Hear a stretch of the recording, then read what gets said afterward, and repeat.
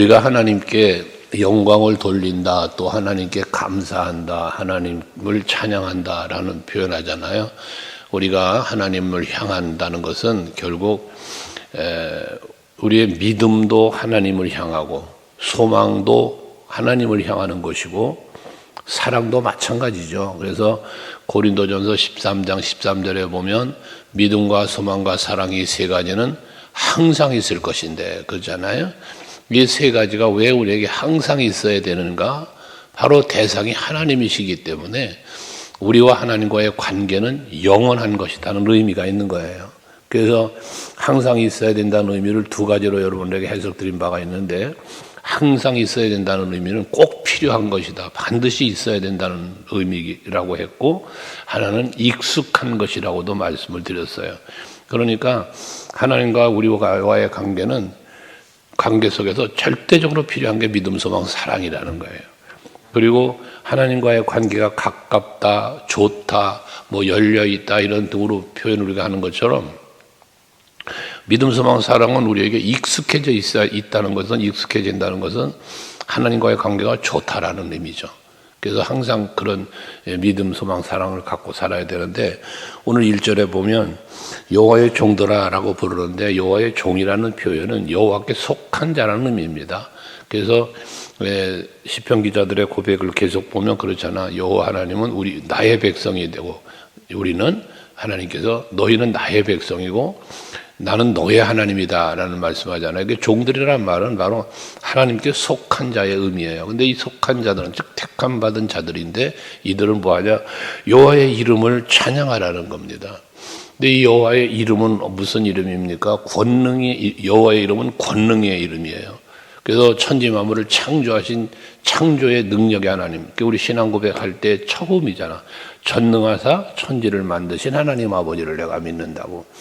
그러니까 여호와의 이름엔 다양한 이름들이 있어요. 그러나 여호와라고 하는 이름은 우리의 구원자라는 의미이기도 한데, 어쨌건 권능을 의미하는 거거든요. 그래서 여호와의 이름이 있는 곳에는 항상 평안, 자유, 승리, 기쁨, 이 여호와의 이름 속에 이루어지는 것들이란 말이에요.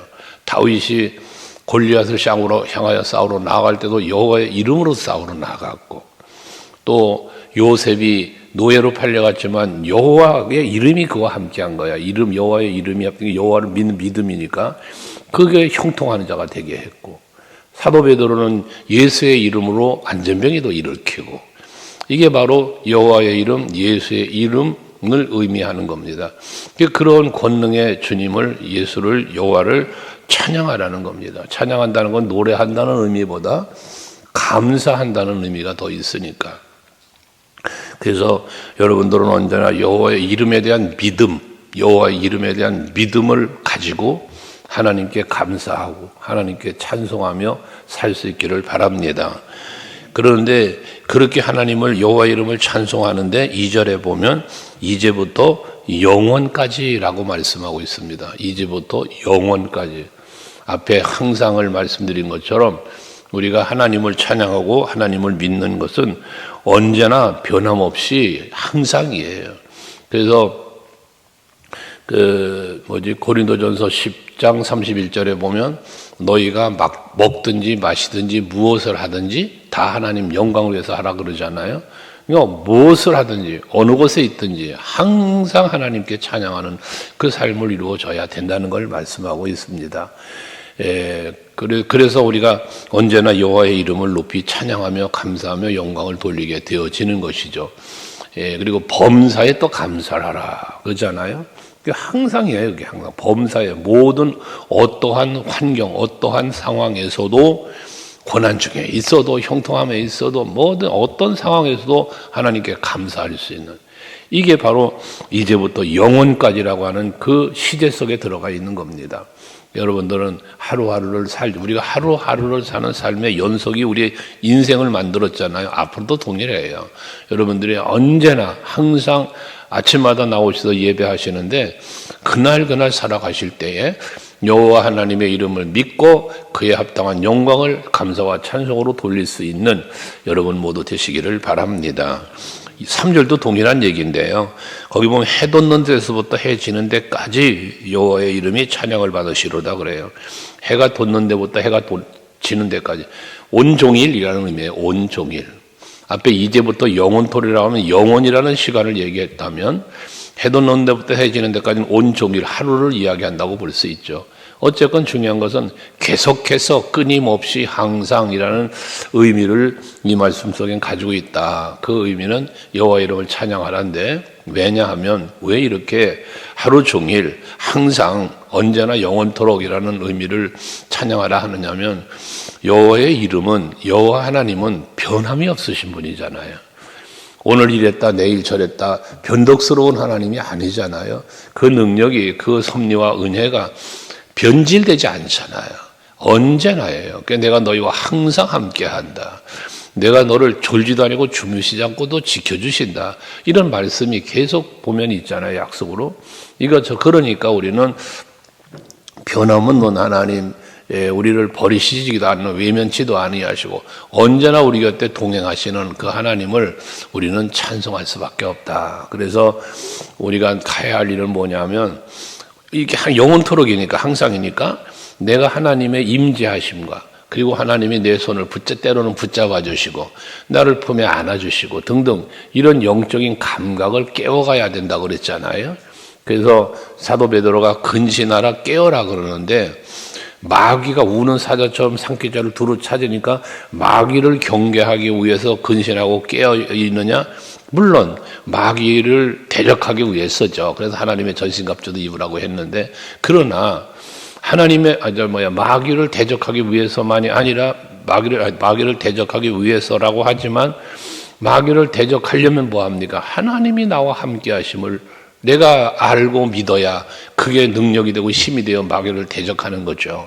그래서 하나님의 전신갑주 일부라잖아요. 성령의 검도 들으라잖아요. 그게 하나님 말씀이라고 그랬잖아요. 아까 다윗 얘기를 잠시 했습니다마는, 다윗은 골리앗과 싸우러 나가는데 남들은 다 두려워서 무서워 떨고 도망을 친다는데 어떻게 담대하게 싸우러 나갑니까? 언제나 나와 함께 계시는, 변함없이 언제나예요. 어린 시절에 사자나 곰의 발톱에서 나를 지켜주셨던 하나님이 지금도 나를 지켜주신다는 그 믿음, 이게 다윗의 믿음이었다는 거예요. 그러니까 항상 여호와를 내 앞에 모셨다. 그래서 흔들리지 않는다. 이런 고백까지 하는 거잖아요, 다윗은. 여러분들도 마찬가지, 언제나 하나님은 여러분과 동행하고 계세요. 여러분 곁에 어디서나 계세요. 함으로 그 믿음을 갖고 그 영적인 감각을 깨워서, 근신하라 깨어라는 마귀만 보라는 게 아니고 하나님도 볼 수 있는 영성, 이걸 깨워가는 여러분들이 되실 수 있기를 바랍니다. 그러면서 4절과 5절도 마찬가지인데, 여호와는 모든 나라보다 높으시며 그의 영광은 하늘보다 높으시도다. 또 5절도 여호와 우리 하나님과 같으니가 누구리요? 높은 곳에 앉으셨으나 라고요. 높으신 하나님. 이 높다라고 하는 개념은 뭐냐 하면, 무슨 지위가 높다라고 하는 개념인 것보다 그 모든 것을 다스리시는 분, 모든 것을 통치하시고 섭리하시는 분을 말씀하는 거예요. 하나님의 창조를 말할 때는 창조만 말하는 게 아니라 뭘 같이 말하냐면 섭리를 같이 말하는 거예요. 만들어 놓고 끝나신 하나님이 아니라 그 만들어 놓으신 모든 만물을 다스리고 섭리를 하고 계신단 말이에요. 여러분도 마찬가지입니다. 여러분들을 지으신 하나님이, 또 구원하신 하나님이 만들어 놓고 구원해 놓고 끝나는 게 아니라 언제나 여러분과 함께 계시면서 여러분을 위해서 일하시는 거예요. 이게 하나님이 하시는 일입니다. 그러니까 그 하나님을 높으시다라고 말씀하는 거예요. 그러면서 5절에 우리 하나님과 같으니가 누구리요? 라고 하는 것은 하나님 외에 없다는 거예요. 유일하신 하나님이시죠. 창조주는 유일하신 창조주잖아요. 유일한 섭리자예요. 그러니까 아합 왕과 엘리야가 그 갈멜산에서 불을 내려달라고 신들에게 기도하자고 했을 때 하나님만 내려줄 수 있는 거잖아요. 그 이방신을 섬기는 바알과 아세라, 그들이 내려줄 수 없는 거야, 불은. 하나님만이 하실 수 있는 거단 말이에요. 그 여호와 하나님 같은 분이 없어. 하나님밖에 없어. 그러니까 오직 주만 바라봅니다. 오직 주만 섬길 거다. 이런 고백들이 나오는 겁니다. 여러분 이 새벽에 왜 주님 앞에 나왔습니까? 여호와 하나님만이 여러분들의 기도를 들어주실 것이니까. 여러분들이 예배를 드리는 예배의 대상도 오직 여호와니까. 그러니까 이 하나님의 전에 나와서 하모지 앞에 예배하는 것 아니겠습니까? 언제나 이런 유일하신 하나님, 나를 도우시고 내 편이 되어주시고 나를 위하여 일하시는 분은 오직 여호와 하나님이라는 이 믿음을 가지고 있어야만 하나님께 영원토록 찬양하며 살아갈 수 있게 되어진다는 겁니다. 그런데 그렇게 높으신 하나님, 창조주가 되시고 만물을 다스리시는 그 섭리주가 되시는 그 하나님이 6절에 보면 스스로 낮추사 천지를 살피시고 라고 말씀을 합니다. 스스로 낮추셨다. 에베소서 2장 말씀에 보면 5절 6절에 너희는 이 마음을 품어라 하면서 예수님의 마음을 본받을 것을 말씀하죠. 그러면서 하신 말씀이 뭡니까? 그는 본체 하나님이시나 그래. 본체 하나님이시다는 의미가 뭡니까? 오늘 말씀으로 비추어 본다면 영원토록 찬양받으시기에 합당하신 하나님, 또 모든 권능과 모든 신들위에 뛰어나신 하나님, 유일하신 하나님이란 말이에요. 그랬던 예수님이 이 땅에 인간의 몸을 입고 그것도 종의 형체를 가지고 이 땅에 오셨다는 거예요. 오실 때에 마구간으로 태어나시죠. 목수의 아들로 태어나시죠. 세상의 사람들 앞에 참 멸시천대받다 마지막 십자가 지고 돌아가시죠. 낮아지고 끝없이 낮아져서 자기 목숨까지도 그 십자가에 죽기까지 낮아지시고 버리신 그분이 바로 예수님이시단 말이에요. 스스로 낮추셨다. 스스로. 누가 끄집어내려 낮춘 게 아니에요. 여러분, 십자가에 죽으신 것이 힘이 없어 죽었습니까? 아니잖아요. 예수께서 베드로가 검을 들고 예수님을 지켜보려고 할 때 예수님 말씀이 뭡니까? 내가 하늘에 있는 영들을 불러내려서 저들 멸할 수 있다는 거예요. 근데 그렇게 하면 하나님의 뜻이 이루어질 수 없잖아. 그러니까 참아라, 이것까지 참아라 하면서 그 길을 가신 거지 않습니까? 그러니까 스스로 가신 거예요. 스스로. 저들에 의해서 억압당하고 저들에 의해서 그 심에 굴복하여 가는 게 아니고 예수님은 스스로가 그 길을 고난의 길을 가셨단 말입니다. 스스로가 낮아지셨다 그 말씀입니다. 오늘 우리들이 살아가는 삶의 현장에서도 우리들 스스로에게도 그래서 하나님은 요구하심이 있잖아요. 낮아져라. 우리는 주 앞에서 우리를 낮추라는 거예요. 낮추어라. 야고보서 4장에 보면 그러죠. 그런데 그러면 주께서 우리를 높이신다는 거예요. 우리가 낮아질 때 하나님은 높여주시고 우리가 죽을 때 살려주시는 분이세요. 바울 같은 경우도 내가 죽고 내 안에 예수가 산다 그러잖아요. 이게 진정한 생명이야, 영생이야 이게요. 그래서 스스로를 낮추신 예수님을 바라보고 그 겸손과 온유를 배워야 되는 거야 우리가요. 예수님도 친히 말씀하셨잖아. 마태복음 11장에서 수고하고 무거운 짐진 자들아 다 내게로 와라. 내가 너희를 쉬게 하리라. 근데 그 쉼이 어디서 나옵니까? 나는 온유하고 겸손하니 내게로 와서 배워라. 예수께로 와서 예수님에게 온유와 겸손을 배우는 거예요. 배우면 거기 그 온유와 겸손으로부터 나오는 게 쉼이고 평안이라는 거예요. 이게 스데반 집사님의 누림이고 여러분 바울의 누림이었던 겁니다. 오늘 이 시간 예배하는 여러분들도 그 예수 안에서 그 은혜 안에 온유와 겸손함 속에서 십자가 앞에서 여러분들도 참된 평안과 행복을 찾을 수 있기를 바랍니다. 그걸 찾아내야 예수 안에서 그 행복과 평안을 찾아내야 감사와 찬송이 이루어지는 거니까 말입니다. 그러면서 7절 말씀에 보면 가난한 자를 먼지더미에서 일으키고 궁핍한 자를 거름더미에서 들어 세웠다라고 말을 합니다. 가난한 자를 먼지더미 또는 거름더미라고 표현하고 있습니다. 먼지더미와 거름더미라는 의미는 뭡니까? 미세한 먼지와 같은 미세한 존재, 아주 미약한 존재, 잘 보이지도 않는 존재였던 우리들이에요. 거름더미 같다는 건 썩었다는 거예요. 이건 죽음을 상징하는 거예요. 에베소 2장 1절에 말하죠. 허물과 죄로 인하여 죽었던 너희를 살렸다. 그러니까 우리는 그렇게 미천하고 죽음, 사망의 자리에 있던 우리들을 하나님 예수께서 우리를 어떻게 다시 살리신 거예요. 스스로 낮아지셔서 이 땅에 오셔서 십자가를 지심으로 죽어있던 우리를 살리시는 이런 엄청난 은혜를 베푸신 분이 바로 여호와여 예수시라는 겁니다.